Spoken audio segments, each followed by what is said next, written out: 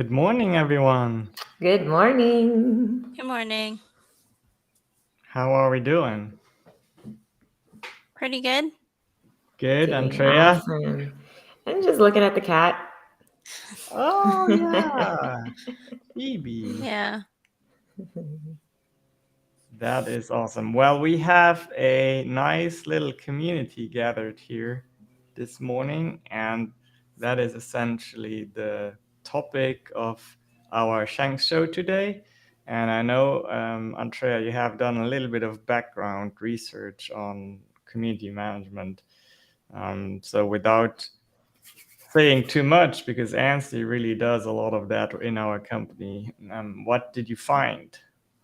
Well, I was going to ask you, but you sort of gave a foreshadowing what politicians and teams and public figures all have in common. What they all have in common. Can you repeat? What do public figures, politicians, and teams or businesses all have in common? Or what should they all have in common? Especially if they want to win. What do they have to do and what do they have to create?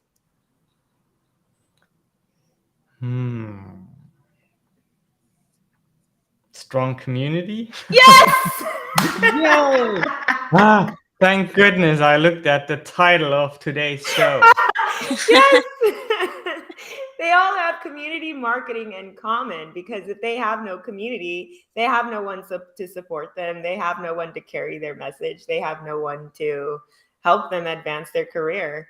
And so it's interesting because people don't really think of necessarily as community building as a form of marketing, but it really kind of is. And, you and I have been reading a lot of Seth Godin, and he talks a lot about permission marketing. And I feel like community marketing is like a subgenre of that. Mm-hmm. So let's talk about that. What do you think? First of all, what do you even think of permission marketing? What is permission marketing? Whom are you asking right now? Whoever wants to answer the question. I've never heard of that kind of thing, honestly. Permission marketing. Yeah, that is good because Ansley is here executing our strategies and we think of the strategies. So I will take that. Permission-based marketing is basically non-invasive marketing where you basically get your communities or your audience's permission, usually via an opt-in. So they voluntarily choose to be part of your newsletter, be part of your Facebook group, or that maybe talks about a specific problem that they like to have solved, or that they're just a topic that they're passionate about. And SMS opting or texting into opting in into text messaging, that kind of marketing is permission based, and it's a lot easier because the audience actually wants the information, wants to be part of that information flow. And again, if you want to do that well, you got to have someone like Ansley who manages those communities and who engages with the communities, because otherwise what happens is that with so many Facebook groups, for example, they're kind of stale. So we have one client where Ansley does a lot of the community management and engagement. And I don't know if you want to talk to us a little bit about what you do there, Ansley. Yeah. So, what I do for community management is I will give updates to the group and maybe post messages that drive discussion. What you really want to do is understand your group's ideals and their goals. And that's how I usually try to come up with my ideas for discussion topics or even social media posts, like for them to share, because I think it's really important for when you do community management to have either like a set list of their ideals and goals, like the overall vibe and feel that you want the group to have. Like, for example, the group is more based around chiropractors, wellness, and being an elite group of people who are the best in their field. So when you think of an elite group of people who know their field, what discussion topics would they resonate with? What discussion topics would help them in their day to day lives? Sounds like you have the brand on, you have it down. Understanding how to build that loyalty and relationships is a huge part of community, it sounds like. Not just, and I think that's, so that's what I was getting into. I got kind of technical, I guess, with the permissioning, marketing, all the labels and all of this, but you do it every single day. You really do, and you do it well, and you've mastered that. And I think some of that may even come from the gaming community, right? That you help to foster. No? Yeah, probably. I've been a very big part of a gaming community for maybe 3 years now. And from running events with them and from creating their community group, because it started off as just a Facebook group.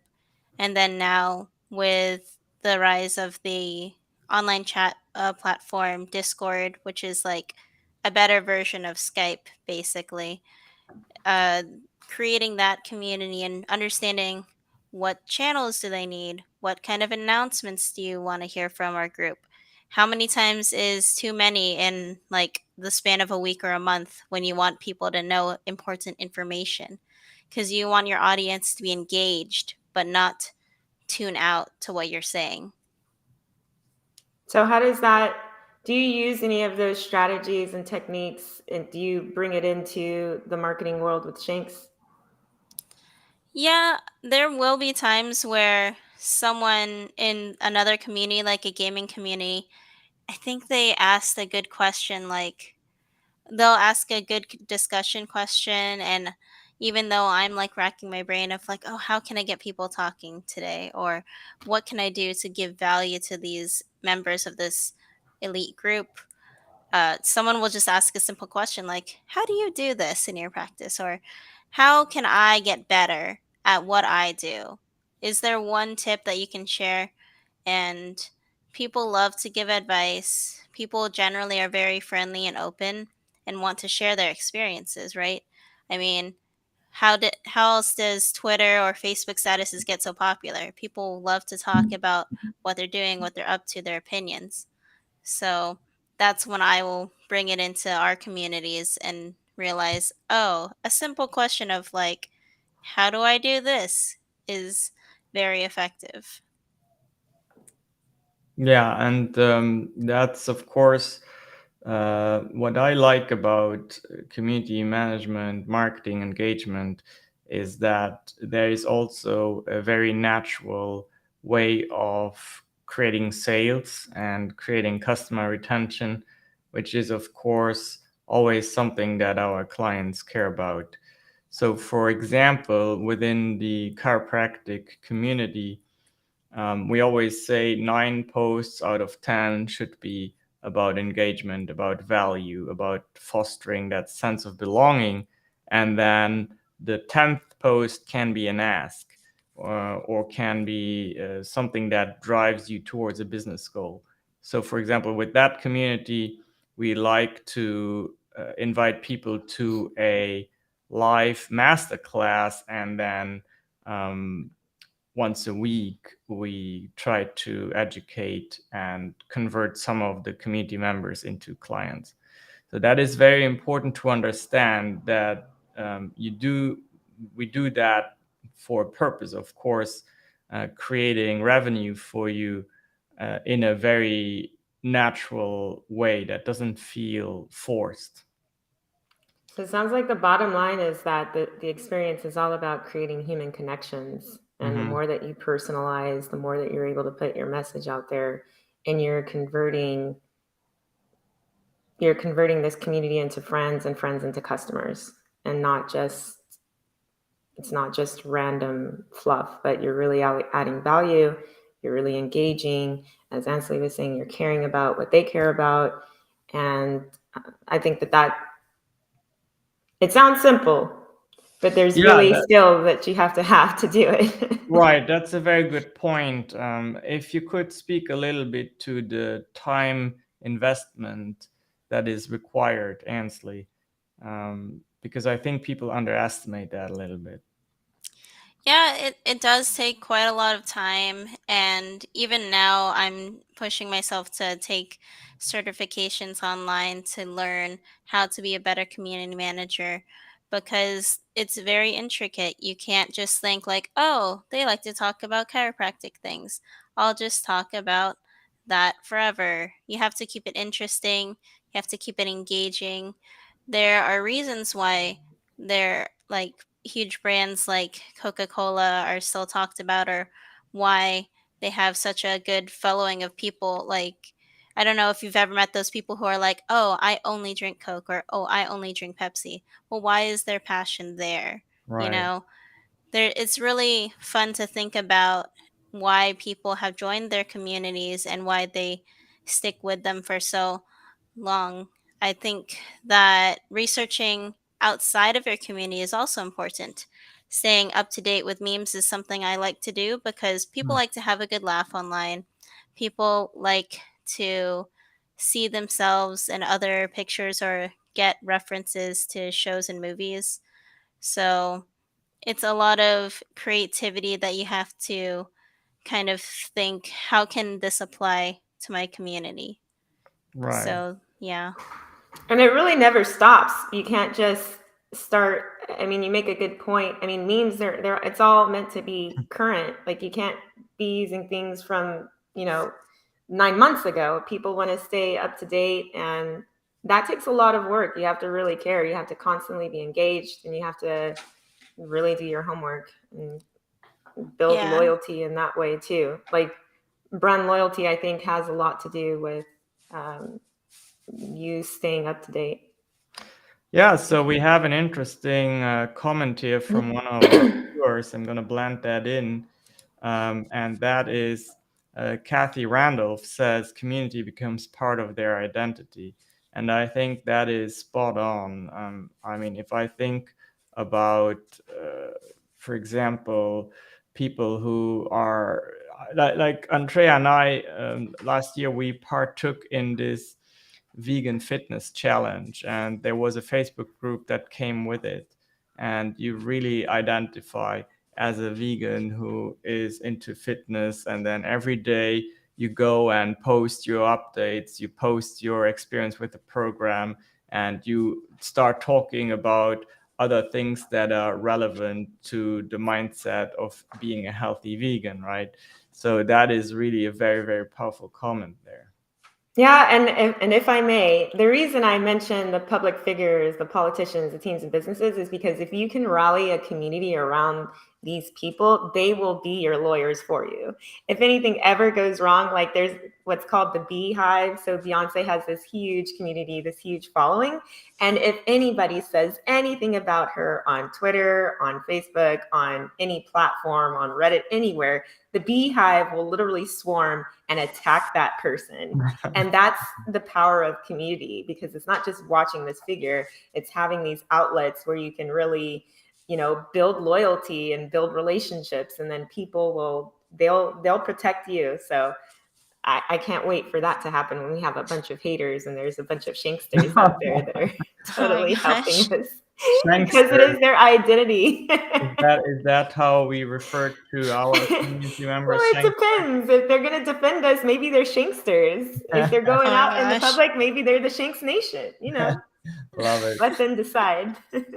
Well, I guess we can start thinking about wrapping this up, because we do have our team meeting every morning at 8 o'clock. But I will leave our audience with the thought of, if they need help with community management, of course, that is something we can do. If you don't have the time to do that on your own, or you don't even know where to start, do you use a Facebook group? Do you use a Telegram channel? A Slack channel? There are so many options, and it really depends on where your audience lives and what your target audience is, who they are. So we can help with that. The other element is that, let me blend that in again. We have a community that we want to start growing. It's still in its infancy. It's the Shankstart Club, which is basically our entry level membership of our community. $7 a month. You can cancel anytime. The idea there is to help business owners that want to do as much as possible on their own, but they need a little guidance and they always want to be on the uh, in the know of the latest trends in branding, marketing, and so on and so forth. This is your community that we're building here.